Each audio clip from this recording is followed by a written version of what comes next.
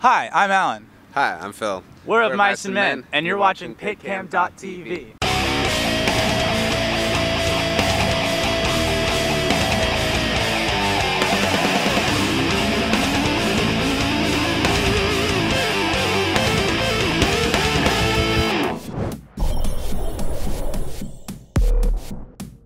Hi, I'm Monica with PitCam, and I'm here with Alan and Phil from Of Mice and Men. Hi guys, welcome back to Berlin. Hello, thank you. This is your first European tour as a headliner. What's it been like? It's actually pretty good. It's nice. A lot of kids are coming and showing their support out here.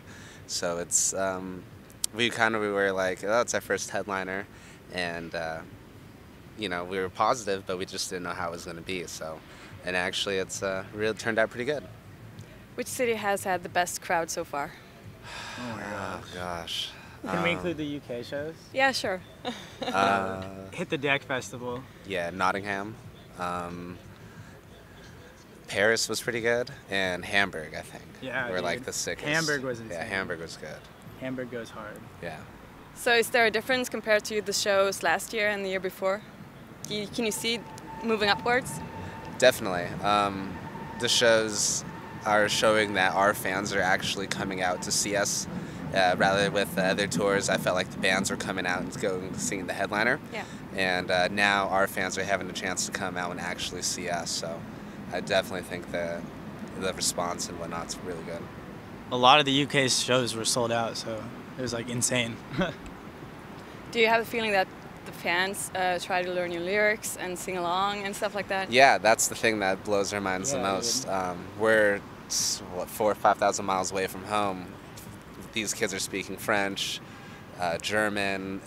Soon we're going to Italy. It's like, you know, it's so multicultural, and we know English and, you know, maybe some Spanish, but that's about it. So it's like something you can never like express. It's like, wow, these kids really do care. So it's nice. Yeah. It's always cool too, because like when you get really into it when you're playing and singing, to see them actually singing back and like understanding what you're saying, because they don't normally speak English, so they don't normally understand what you're saying, but during the songs they do.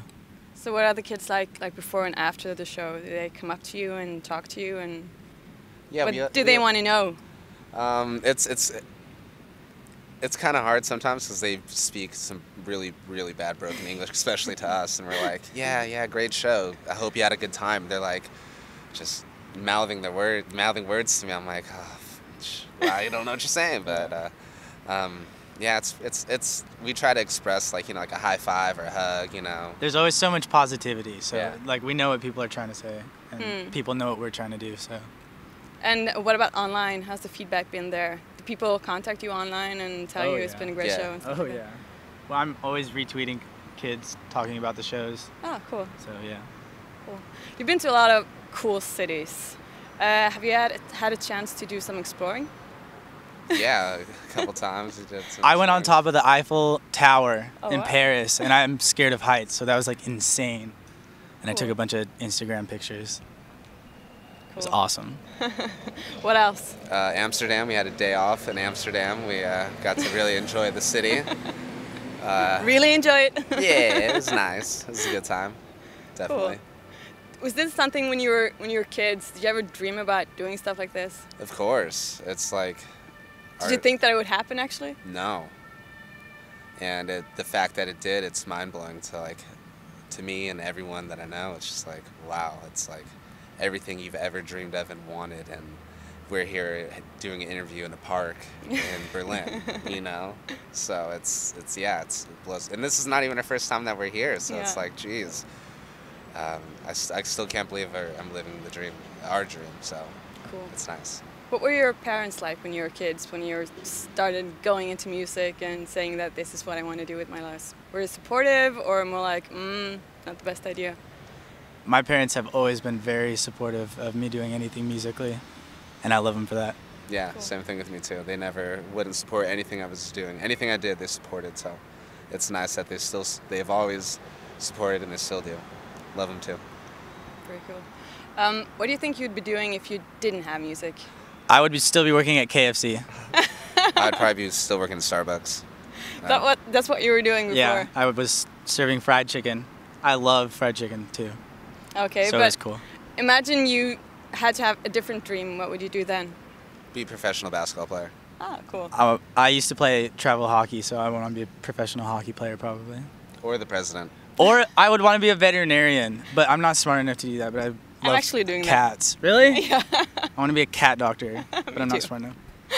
Very cool. Really? Yes. That's so awesome. That's cool. Teach me. I will. So, back to your music. Have you started writing some new stuff? Yes, we're actually doing a re-release of The Flood coming out. It's going to be out this summer. I can't say what month, I don't know. But it's going to be out this summer, definitely. Heavy songs for Warped. The last and then time we're also always writing new music for the next album. So cool. The last time you were here, you actually mentioned a music video, and it never happened. And fans have been asking on our YouTube, like, what happened to that music video that they promised in this interview? So now I'm going to give them the answer. What happened? Oh man, the video sucked. yeah, honestly, we went with a company and we didn't like the product, so we said we're not going to put out what we don't think would be the best thing for our fans and stuff. Honestly. Are you going to do some new videos? Or? Of course, yes. Yes, definitely. Okay. So about like for the future and new stuff, when writing new stuff, how do you do that? What's the writing process like for Mice and Men? Do you write in the studio, out of the studio? We write everywhere, in the studio, out of the studio, on tour. We've got a little, buses, got a little setup in the van. Yeah, vans. Buses, planes, trains, automobiles. Yeah, planes, trains, helicopters. Yeah, we're writing music on the plane ride over here. Oh, really? Yeah. Huh. So anywhere, really. Who's got most of the ideas? How do you do it? What's the process like? Write music. Yeah, it happens. Okay. Music happens. Yeah. Good to hear. Do you have any thoughts about style and sound and so on for the future, or haven't you started thinking about that yet? I think we already have a style and a sound. Like yeah. So you're gonna stick with that? Yeah, you can tell what a Mice and Men sounds like. Definitely. What are your thoughts about the scene and the how bands evolve or need to evolve to stay alive? Have you ever given that thought? Or are you confident that your style and your sound is gonna just stay? That's such a hard question. Yeah. Well, most bands have some thoughts about it. We write music that's like real emotional, like real feelings and stuff, but at the same time is really fun and bouncy and heavy live, like rock music. Like I don't know, how do you explain how rock music works? It's What's the best about being on stage? Just seeing everybody have a good time. Yeah. Forgetting about everything else in their lives. Just having fun at that moment, and at that moment just expressing everything on stage. Cool. Do you get tired of being on tour? Nope. Not at all? We miss American food and our families, and our friends, obviously, and the beach. And yeah, I can't imagine doing anything else. There's nothing like traveling the world and seeing people having a good time. So when you're at home, when you're not writing or playing music, what do you spend your time doing? Golfing. Really? Yeah. Chilling at the beach, eating sushi, in and out. Yeah, sushi and hanging out with friends. Yeah. Going out to clubs and partying. I don't know. Going to the beach. What are your plans for the summer? Warped Tour. Warped Tour. Headlining. You're doing the whole thing? Yeah, main stage. It's going to be exciting. Oh, cool. Yeah. How long is it? 2.5 months, I think. It's a long. long. Yeah, how many gigs? Oh, I don't know. Like 50 something. Yeah, 50 something, 50 plus dates. Wow. Yeah, nice long tour coming up. That must be a dream come true, huh? Yes. Headlining Warped Tour. Yeah, we're on the main stage. I don't think we're headlining, but we're on the main stage. Yeah, but main stage yeah, is, so, yeah, definitely dream come true. We both did Warped Tour last year, and I did the year previously. So like we started at a really small stage, and then last year, we built up to the Advent stage and did well there. And now being asked to be back on main stage, it's like wow. And especially New Fan Glory and Taking Back Sunday, they used like all those bands that I looked up to as a kid. It's crazy. Can't believe it. What's it like when you tour with that many bands? Do you become friends?